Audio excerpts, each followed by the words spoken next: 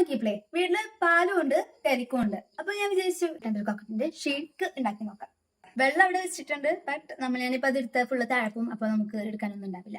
പിന്നെ നമുക്കുള്ളത് പാലാണ്. നല്ല ഫ്രീസ് ചെയ്ത പാൽ.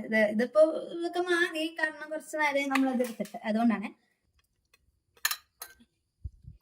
അത് കഴിഞ്ഞ് നമുക്ക് തണുത്ത പാല് വേണമെങ്കിൽ ഇനി ആവശ്യത്തിന് ഷുഗർ ഇട്ടിട്ട് മിക്സിയിലിട്ട് അടിച്ചെടുക്കാം. ടെൻഡർ കോക്കനട്ട് ഷേക്ക് ഇവിടെ റെഡി ആയിട്ടുണ്ട്. ഞാനല്ല ഉണ്ടാക്കി, ഞാൻ തന്നെ അതിന്റെ ടേസ്റ്റ്. അതാണ് അതിൻ്റെ ഒരു ഇത്. നമുക്കിനി ഗ്ലാസ്സിലേക്ക് ഒഴിക്കാം. എൻ്റെ അനിയത്തില്ല ചേച്ചി ഇവിടെ അലങ്കാരത്തിന് വേണ്ടി ചെയ്തിട്ടുണ്ട്. പക്ഷെ അത് അലങ്കോലമായി.